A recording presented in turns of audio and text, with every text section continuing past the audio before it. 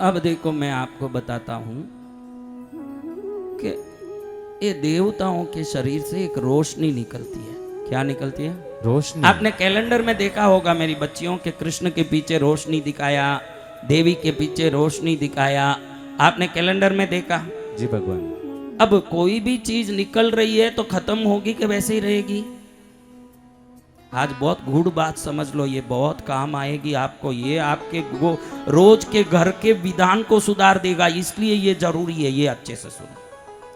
अब देखो, कोई भी पानी को उबालते हो तो पानी खत्म हो जाएगा उबलते उबलते, कि ऐसे ही रहेगा?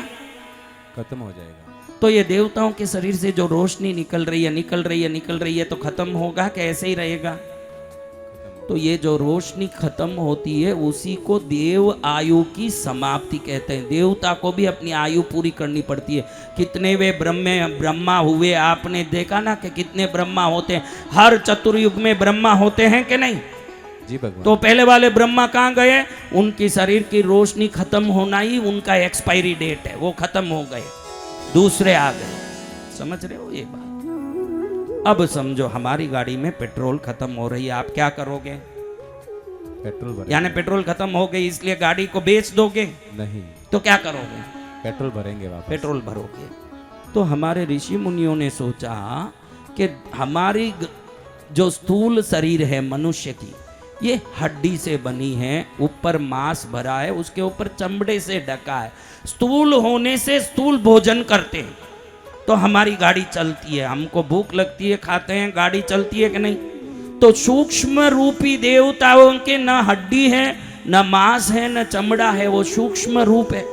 स्थूल रूपी शरीर स्थूल भोजन लेता है। सूक्ष्म रूपी शरीर क्या करेगा महाराज? और इधर से रोशनी भी निकल रहा है और उनकी आयु खत्म हो रही है। तो ऋषि मुनियों ने सोचा कि स्थूल रूप को स्थूल भोजन मिल रहा है तो सूक्ष्म रूप के लिए कोई तो सूक्ष्म ऊर्जा भोजन बनता होगा। समझ रहे हो बात? जी भगवान। तो ये चीज कौन सी है जिसको उनके अंदर डालने से उनमें वापस वो ऊर्जा प्रकट हो जाए? जैसे पेट्रोल, पेट्रोल गाड़ी में डालते हो, क्या होता है हमारा?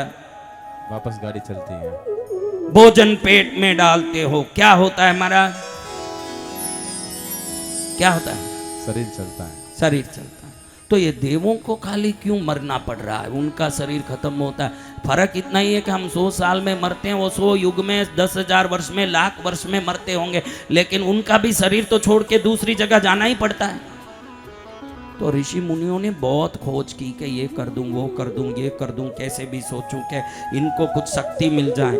कुछ समझ नहीं पड़ा। बहुत सारे रिसर्च किए, बहुत सारे शोध किए, लेकिन मालूम नहीं पड़ा कि देवों के शरीर में शक्ति कैसा डाला जाए। किसी को पता नहीं चला। लेकिन बाद में ऐसे हुआ, एक दिन एक देवता ऋषि मुनि के कुटीर में आके उनसे बात करता खड़ा था। उस समय में देवता और ऋषि, पृथ्वी में देवता आसानी से आते थे और बातें करते खड़े रहते थे, वो एक जमाना। अब वो देवता बातें कर रहे हैं, ऋषि पत्नी एक घड़े में घी लेके, तभी घी ताजा बना के लेके जा रही है। मुनि महाराज वहां बैठे हैं, चूल्हे के पास जा रही है, अग्नि जल रहा चूल्हे में, पैर का ठोकर लगने के कारण मटकी फूट गई और घी अग्नि में गिर गई। जैसे ही अग्नि में घी गिरी, वो घी अग्नि में गिरी हुई, तुरंत घी को अग्नि ने ग्रास किया और जो धुआं निकला, उस समय वो धुआं देवों के शरीर, जो देव खड़ा था उसके शरीर पर जाते ही उसके शरीर की रोशनी 1000 गुना बन के तेजस्वी होने लगी। जय गुरुदेव। तुरंत ऋषि मुनि ने पकड़ लिया कि जो अग्नि में घी डाला जाता है, ये घी डालते ही जो घी भस्म होता है, उसका धुआं देवों को शक्ति देता है और उससे उनकी रोशनी पेट्रोल की तरह वापस मेंटेन होती है। जय गुरुदेव। आपको मालूम नहीं है इसलिए बता रहा हूं मेरी बच्चियों। उसके बाद ऋषि मुनियों ने सोचा कि अग्नि में घी तो डालेंगे, लेकिन कोई देवता वैकुंठ में, कोई ब्रह्मलोक में, कोई यक्षलोक में, कोई अप्सरस लोक में, कोई गंधर्व लोक में, कोई किन्नर लोक में, वहां तक पहुंचाएगा कौन? अग्नि से ही तो ये घी भस्म होगी। अग्निदेव को सबने प्रार्थना किया, प्रभु कृपा करो कि कैसे देवों तक ये शक्ति पहुंचाया जाए, क्योंकि हर देवता शक्तिशाली रहेंगे तो हर काम आसानी से होगा, जो चाहे वो करवा सकेंगे। तो अग्नि ने कहा चिंता मत करो, मेरी 2 पत्नियां हैं। पहली पत्नी है मेरी स्वाहा, क्या नाम है? स्वाहा। दूसरी पत्नी है स्वदा देवी। देवताओं को मैं जब मेरे ऊपर ही तो तुम घी डालोगे और देवताओं का नाम लोगे, जैसे गणपति का नाम लोगे तो स्वाहा बोल देना, ताकि मेरी पत्नी स्वाहा देवी गणपति तक वो शक्ति पहुंचाती रहेगी। जय जय गुरुदेव। मेरी पत्नी स्वदा देवी पितृओं तक पहुंचाती रहेगी। जब भी आप पितृकर्म करते हो, पंडित यज्ञ में स्वदा बोलता है, देवता का स्वाहा बोलता है। आज समझ लो पहली बार के स्वाहा क्यों बोल रहा है, स्वाहा देवी को बोल रहा है कि गणपति तक ये शक्ति पहुंचाइए। ओम गणपतये स्वाहा। अब समझ पड़ गया क्या है गणपति का स्वाहा। स्वाहा देवी गणपति को आहुति देगी, स्वदा देवी पितृओं को आहुति पहुंचाएगी। अब अच्छे से समझ आ गया आपको कि यज्ञ में स्वाहा क्यों बोल रहे हैं। गुरु महाराज रोज शाम को बैठ जाते हैं, तेरा स्वाहा मेरा स्वाहा हम सबका स्वाहा क्यों बोल रहे हैं। उन देवताओं का नाम लेके स्वाहा बोल दिया जाए तो स्वाहा देवी का अग्नि कुंड में रहते हैं और उन देव शक्ति को झेलते हैं। देवता अग्नि में आते हैं तो वो जो अग्नि में आए हुए देवताओं को, उनकी शक्ति को उनके मुख में प्रदान करने का काम स्वाहा देवी करती है। अब समझो मेरे बच्चों, आज अच्छे से समझ लिया हवन क्यों करते हैं। हवन में प्रदान अग्नि में घी ही है। क्या है? घी। बाकी सब छोड़ सकते हो, चीज बदला सकते हो, घी नहीं बदला सकते। घी कंपलसरी होगा, लेकिन विभिन्न वस्तुओं के विभिन्न परिणाम हैं। गुग्गुल डालते ही देवता आकर्षित होते हैं। क्या होते हैं? आकर्षित होते हैं। मेवा डालते ही हमको पुष्ट करते हैं। रोग संताप हो तो जटा मासी आदि औषधि डालो। आपका कैसा भी रोग हो, रोग नाशन यज्ञों को करते ही 3 दिन में बड़े से बड़ा रोग समाप्त हो जाता है। जय जय गुरुदेव। शत्रु नाश के लिए लाल मिर्च काली मिर्च आदि से यज्ञ होता है। लाल मिर्च काली मिर्च से यज्ञ करो, कैसे भी शत्रु हो उनका मुंह बंद हो जाता है, समाप्त हो जाता है। ये सब यज्ञ विधान। लेकिन बोलो आप सब यज्ञ कर पाओगे क्या? बैठ के करोगे स्वाहा स्वाहा?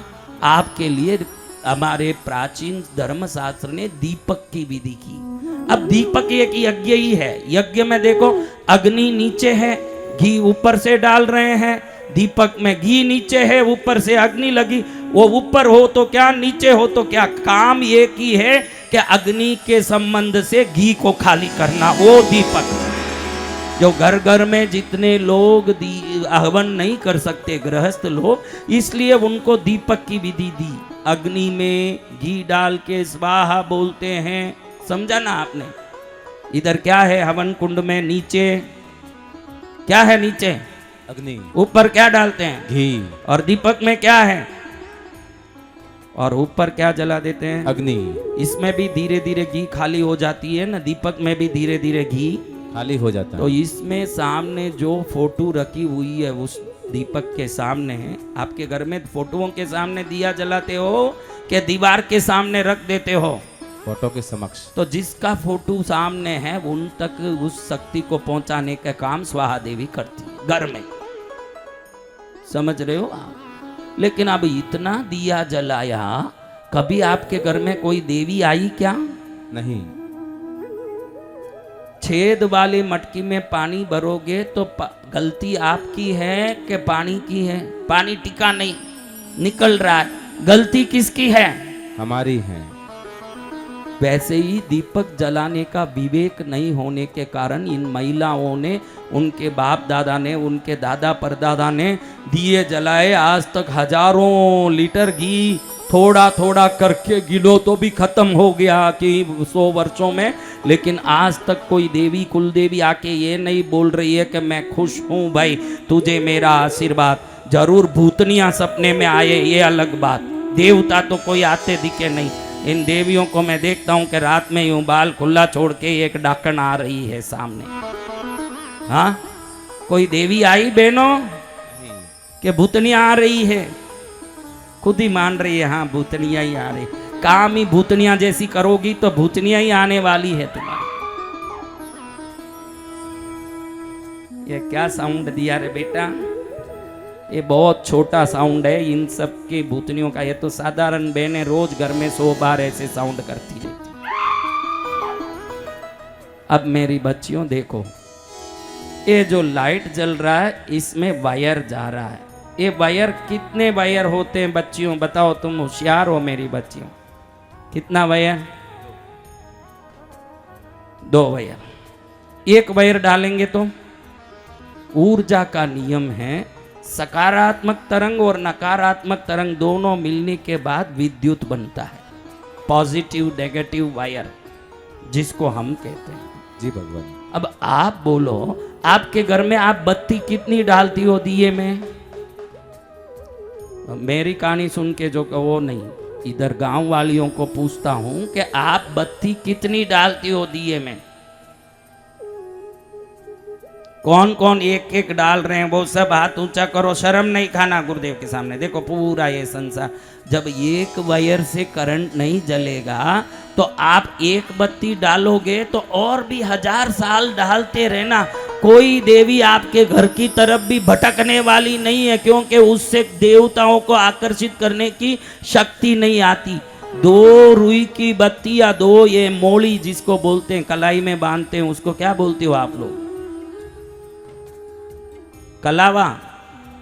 हाँ, ये कलावे को लेके 2 टुकड़े करके चोटी की तरह गूंथ लो, फिर वो डाल के कल से शुरू करो। 15 दिन के अंदर कुलदेवी घर में है, इसका संकेत आपको मिलेगा। जय जय गुरुदेव। संकेत प्रकट हो जाएगा। हमको कुछ पता नहीं है, हम ऐसे ही कुछ न कुछ करते हैं, फिर धर्म को निंदा करते हैं कि कुछ नहीं है। बहुत किया मैं बहुत किया। अरे श्रद्धा से एक बार बेंगलुरु के पास कृष्णगिरी आके देख, अगले दिन जिंदगी कैसे बदलती है। बाद में क्या देखना है? ब्रह्मांड में कोई ऐसा तीर्थ देखा है? हाथियों में जैसे ऐरावत है, घोड़े में जैसे उच्चश्रवा है, वृक्षों में जैसे कल्प वृक्ष है, गायों में जैसे कामधेनु है, तीर्थों में कृष्णगिरी है। वो दिव्य तीर्थ, वो दिव्य तीर्थ, बोलो कृष्णगिरी धाम की। दुनिया का मंगल कर रहा है।